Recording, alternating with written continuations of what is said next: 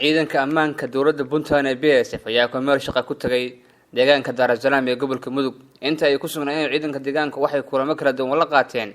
qaybaha kala duwan ee bulshada maamulka deegaanka odayaasha dhaqanka waxay kaloo saraakiisha hogaaminaysa ciidanku ay bulshada deegaanka kala hadleen sidii loo adkeyn lahaa wada shaqeynta ciidanka iyo bulshada deegaankaasi ku nool maamulka iyo bulshada deegaankuna waxay sidoo kale u mahadceliyeen ciidanka BSF sida mar walba uga warqabaan deegaankooda iyo waliba deegaanada ku xeeran booqashada lafteeda waxtarka iyo wax la soo booqashada iyo warqabka lafteeda wax weyn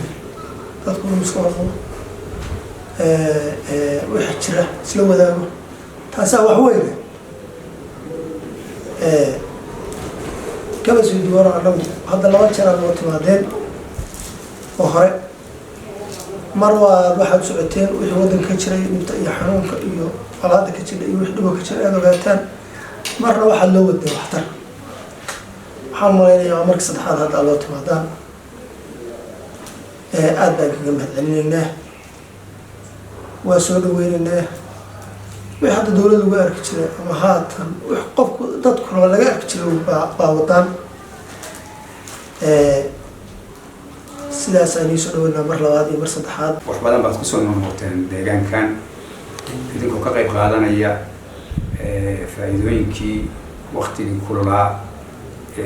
dhibkii jiray oo sidii shubankii iyo shuban biyoodkii iyo waqtigalka ay jireen dawo badan u keenay marar dhaxana amniga iyo xagga nabadgelyada iswaraysa ka yeelanay isma cusbinin idinkan hadda wadi soo dhaweynaynaa aad baad u mahadsantihiin boqolkiiba boqol wixii hadda intaa dhaafsanna way iska sii dhammayn doonaa insha allah waana idinkaga mahadcelinaynaa saraakiisha waxay kaloo booqdeen xarunta caafimaadka ee deegaanka Dar es Salaam waxayna gaarsiiyeen deeq dawo ah oo ay bulshada deegaanku markaas u baahnay markii ugu horeysay oo aad noo timaadaan hadda 2016 xilligii adkaa oo uu shiray shuban biyoodka oo abaaruhu jireen runtii waxaa noo keenteen daawo fiican oo tayo leh way yaray laakiin daawo tayo leh yahay oo waxa weeye aad u qiimo badan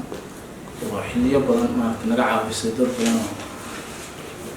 oo u baahnaa in la rifeelgareeyo oo meel weyn u baahan laakiin daawooyin aan laga heli karin deegaamadan waa noo keenteen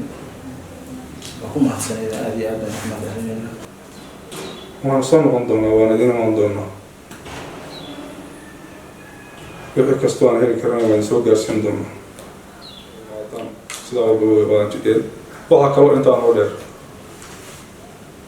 hoogayo daawo ah oo aan ugu talagalay